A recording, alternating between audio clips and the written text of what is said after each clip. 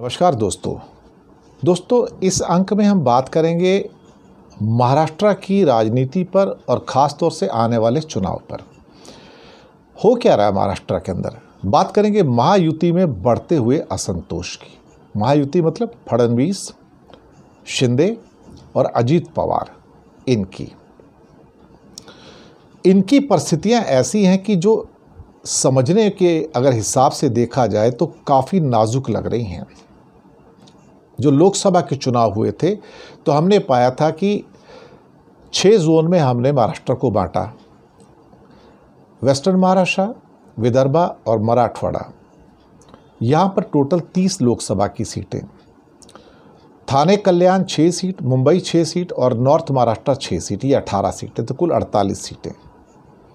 हमने ये पाया इसके अंदर अपने एनालिसिस के अंदर कि विदर्भा और मराठवाड़ा के अंदर कांग्रेस का प्रदर्शन बहुत अच्छा रहा। विदर्भा में 10 सीटें हैं, मराठवाड़ा में 9 सीटें हैं। शिवसेना उद्धव ठाकरे का प्रदर्शन मराठवाड़ा में जो कि 9 सीटें जहां पर टोटल बहुत अच्छा रहा, उनको 4 सीटें मिली, जबकि कांग्रेस को विदर्भा की 10 में से 5 और मराठवाड़ा की 9 में से 3 मिली सीटें। हमने ये भी पाया कि जो शिवसेना है वो मुंबई की 6 सीटों में से भी 3 सीटें लेके काफ़ी स्ट्रांग उभर कर आई वहाँ पर। तो शिवसेना को देखा जाए उद्धव ठाकरे की, तो मराठवाड़ा में अच्छा प्रदर्शन था, 9 में से 4 सीटें, और मुंबई 6 में से 3 सीटें, ये अच्छा प्रदर्शन था उनका। कांग्रेस के लिए 10 विदर्भा की सीटों में से 5 और मराठवाड़ा 9 में से 3 सीटें, ये अच्छा प्रदर्शन था उनके लिए।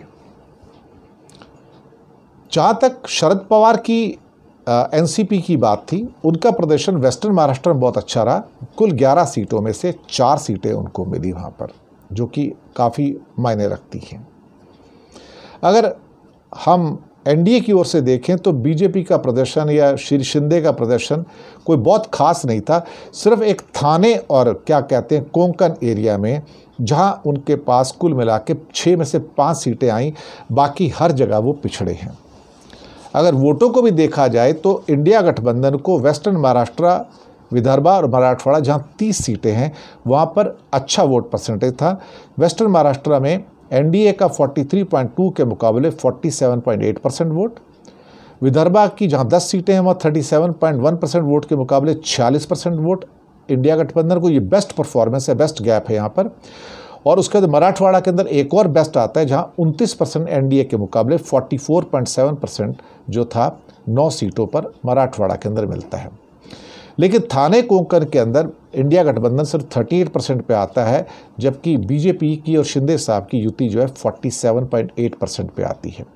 मुंबई में भी एनडीए 49.3% मिलता है, जबकि सो कॉल्ड इंडिया गठबंधन को कम मिलता है यहाँ पर। हालांकि उनकी विक्ट्रीज काफ़ी इंप्रेसिव है यहाँ पर 45.6% के हिसाब से, लेकिन वहाँ पर सिर्फ एनडीए को 2 सीटें मिलती हैं और 4 सीटें इंडिया गठबंधन को मुंबई में मिलती हैं।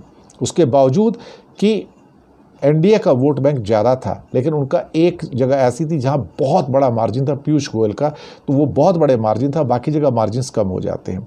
और नॉर्थ महाराष्ट्र के अंदर भी 45.9 एनडीए का और 44.8 यानी कि अप्रॉक्सीमेटली 1% का फ़र्क था, लेकिन यहाँ भी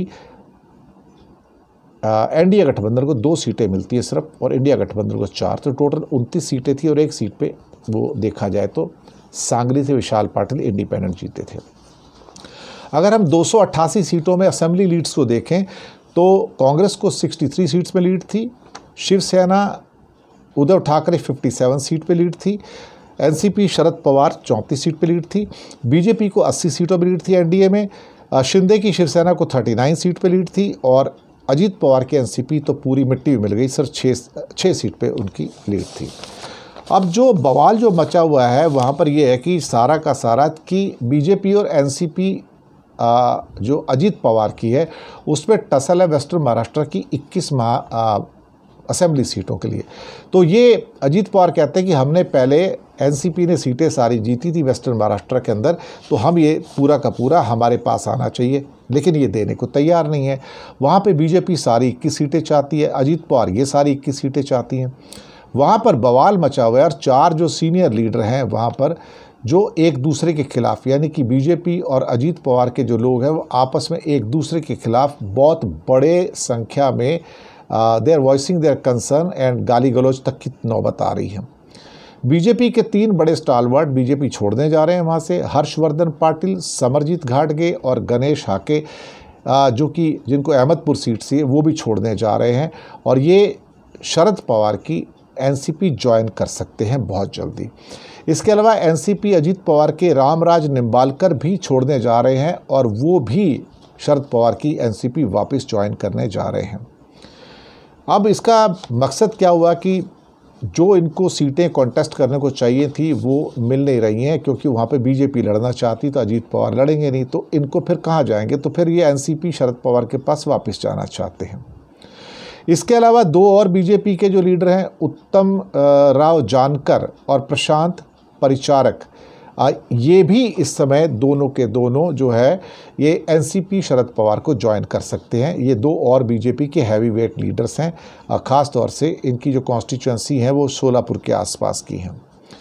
अब जब इतनी मारा मारी चल रही है बीजेपी के अंदर कि लोग बीजेपी को छोड़ छोड़ के शरद पवार के एनसीपी पे जा रहे हैं और अजीत पवार का तो हाल बहुत बुरा है, तो आप सोच सकते हो कि यहाँ पे बहुत कुछ ऐसा हो रहा है जो उनके फेवर में नहीं है। इसके अलावा लाडकी बहना से जो आया है, जो लाडली बहना कह सकते हो, थोड़ा फ़ायदा तो हुआ है शिंदे साहब को या फडणवीस को, लेकिन अजीत पवार जो है दूसरी साइड में अपनी सेकुलर आइडियोलॉजी को छोड़ना नहीं चाहते, जबकि फडणवीस चाहते हैं कि आप सेकुलर आइडियोलॉजी को छोड़ें और हमारे साथ चलें। इसके साथ ही मराठा प्राइड का बहुत बड़ा एक यहाँ पर क्वेश्चन आता है। उद्धव ठाकरे को तोड़ा गया यहाँ पे बीजेपी के द्वारा और अल्टीमेटली उनकी शिवसेना को तोड़कर उन्हें ख़त्म करने की कोशिश की, लेकिन जनता वापस लेके आई। इसी के साथ एनसीपी को शरद पवार को ख़त्म करने की कोशिश की गई बीजेपी के द्वारा, लेकिन एनसीपी शरद पवार वापस आया और अजीत पवार मिट्टी में मिल गए। अब साहिब तो एक ही है महाराष्ट्र के अंदर जो शरद पवार साहब हैं, और शिंदे साहब चाहते हैं कि उनको फिर से सीएम नॉमिनेट किया जाएगा आने वाले इलेक्शन के अंदर, लेकिन बीजेपी कहती है हम आपको सीएम नॉमिनेट करने को तैयार नहीं है। कुछ छोटी छोटी पार्टियां हैं जो रंग में भंग डाल सकती हैं, महाविकास आघाड़ी के लिए भी और महायुति के लिए भी। उसमें मनोज जारंगे पाटिल हैं जो कहते हैं अगर हमारा मराठा रिजर्वेशन की बात नहीं मानेगी तो हम सारी 288 सीटों पर चुनाव लड़ेंगे और 32% वोट है और चोट तो लगेगी, चोट दोनों को लगने वाली है, यहाँ पे इसमें कोई शक वाली बात नहीं है। इसके अलावा एक बाचू काडू है, ये विदर्भा के अंदर इनका थोड़ा सा इन्फ्लुएंस है और ये कुछ सीटों के ऊपर ये भी डेंट मार सकते हैं। इसके अलावा महादेव जानकर हैं जो राष्ट्रीय समाज पक्ष वाले हैं और ये दरअसल धनगर कम्युनिटी को ये रिप्रेजेंट करते हैं। परभनी जो है मराठवाड़ा के अंदर, यहाँ पे ये कुछ सीटों के ऊपर ये काट सकते हैं और मराठवाड़ा वैसे भी देखा जाए तो शिवसेना और यानी कि एनडीए का गढ़ है, तो वहाँ पर जो 9 सीटें हैं उसके अंदर ये चोट ये लगा सकते हैं देखा जाए तो।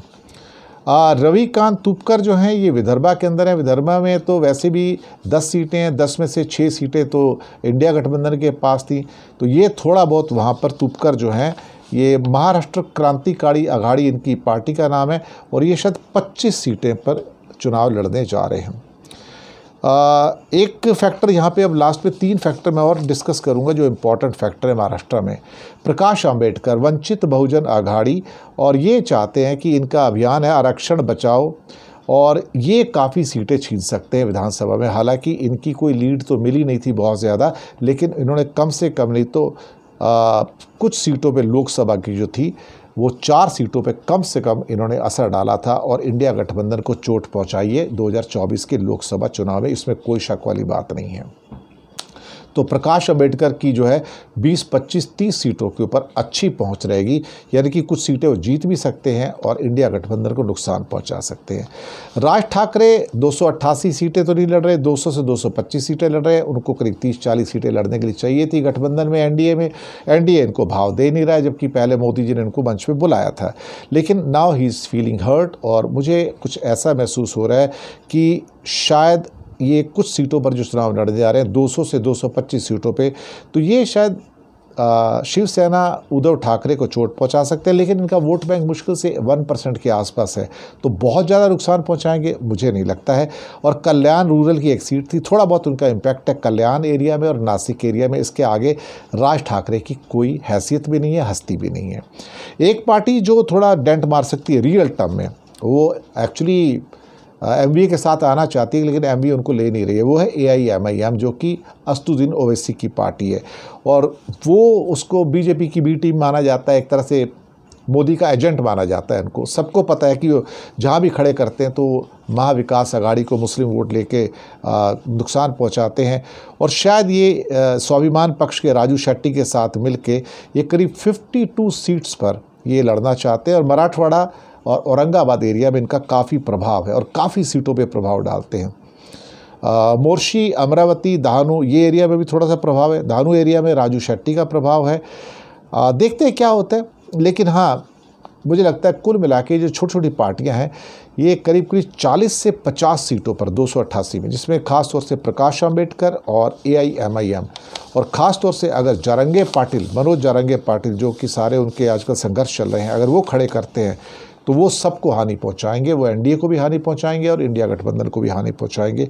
तो ये महाराष्ट्र की एक विद्रोह जो चल रहा है इस समय, उसके बारे में मैंने आप तक ये सारी सूचना पहुंचाई और एक मोटा मोटा, लेकिन अभी भी यहाँ पर महाविकास आघाड़ी को काफ़ी अच्छी लीड मिली हुई है और उस लीड को बरकरार रखना ही ज़रूरी होगा।